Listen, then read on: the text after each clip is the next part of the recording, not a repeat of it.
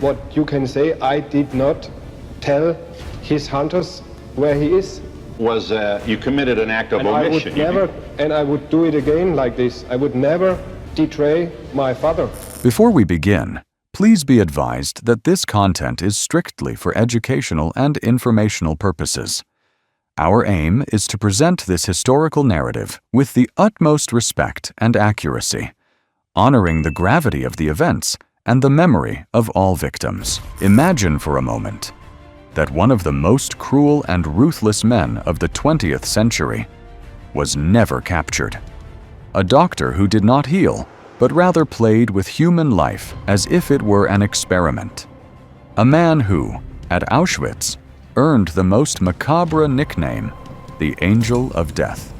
That man was Josef Mengele, and against all logic, against all justice, he managed to escape. While the Nuremberg trials were condemning other Nazi leaders, Mengele was fleeing. He was hiding. He was using disguises. And finally, he crossed oceans to start his life over. Thousands of miles from the crematoria that had made him notorious today, I will tell you how one of the most wanted criminals on the planet managed to live for over 30 years in freedom, how he hid in Argentina and Brazil, how he fooled secret services, and how he died without ever facing justice.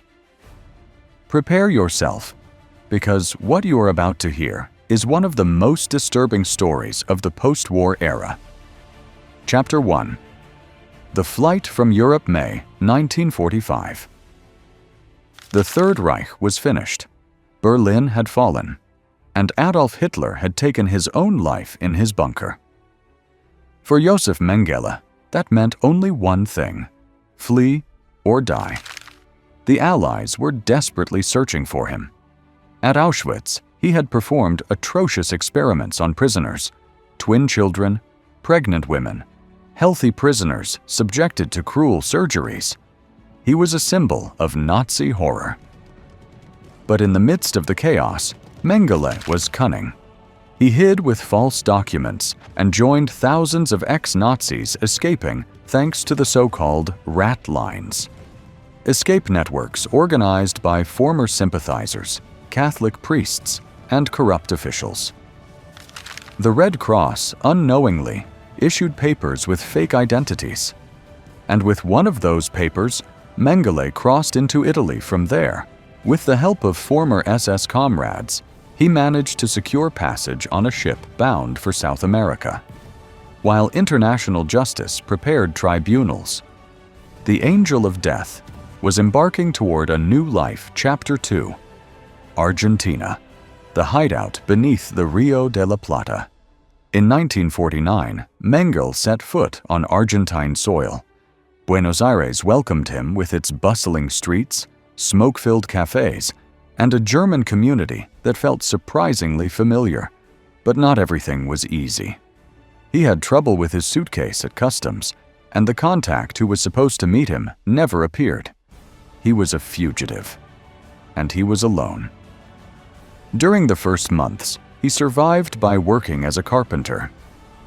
At the same time, he began frequenting circles within the German colony. Private clubs, restaurants, small businesses where the language was German. Despite being one of the most wanted criminals in the world, Mengele moved with relative freedom in Buenos Aires. He went to parties, mingled with other ex-Nazis, and slowly built a life on the Rio de la Plata. But he lived in fear, always with the feeling that someone might recognize him. Always alert to any suspicious glance, he was free, but a prisoner of his own past. Chapter 3. Perón and the Nazi Protection. Why was Mengele able to live peacefully in Argentina? The answer lies in the politics of the time. President Juan Domingo Perón had opened the country's doors to hundreds of Nazis and European collaborators. With fake passports, logistical aid, and diplomatic protection, Argentina became a haven for war criminals. Meanwhile, the Jewish community suffered discrimination, which made it even easier for men like Mengele to go unnoticed. The German colony in Buenos Aires was key. Former Third Reich officials helped him integrate, found him work, and shielded him from prying eyes. Mengele was not a ghost in the city. He was just another man in a community willing to forget Chapter 4. Eichmann, the Mossad, and the missed opportunity. The year 1960 changed everything. The Mossad, the Israeli intelligence agency, discovered that Adolf Eichmann, the architect of the final solution, was living in Buenos Aires. The head of the Mossad, Isser Harel, organized a clandestine operation to capture him. It was a dangerous mission, without support from the German government, and with a single objective: bring him to Israel to be judged. On May 11, 1960, Eichmann was kidnapped right off the street. 10 days later, he was smuggled out of Argentina, disguised as an airline crew member. But there was a problem. Mengele was also in Buenos Aires. Harel knew it. The team even considered capturing him. But there was a dilemma. The absolute priority was Eichmann, and dividing forces could mean the total failure of the mission. While Eichmann was flying to Jerusalem, Mengele escaped one more time. He vanished into the shadows and disappeared toward Chapter 5. Brazil. Isolation and shadows. Brazil was the angel of death's last refuge. There, he found families sympathetic to Nazism who protected him. They offered him houses, food, and even new identities. For a time, Mengele felt secure, even surrounded by people who shared his ideology, but his dominant personality made him unbearable. He was aggressive, authoritarian, and soon began to create tension with his hosts. He lived in a kind of gilded exile, but was more isolated every day. His mental health began to break down. He consulted neurologists, sought medication, but he could never escape the constant fear of being discovered. He was a free man, but a prisoner of his own paranoia. Chapter 6. The Meeting with His Son. Truth versus Denial. Years later, his son Rolf accepted the proposal to see him. It took him 4 years to decide, but the need to confront the past led him to Brazil. The meeting was tense. Rolf sought answers. He sought repentance. He sought humanity. But what he found was the opposite. Josef Mengele was cold, rationalizing every crime, denying any guilt. He defended his actions at Auschwitz as if they were science. He presented himself as a victim of history, not as an executioner. For Rolf, it was devastating. He understood there would be no reconciliation, that his father would remain locked in his denial until the end. Chapter 7. The Death of a Fugitive. In 1979, Josef Mengele was living near São Paulo. On a hot February day, he decided to swim at Bertioga Beach. He suffered a stroke in the water and drowned.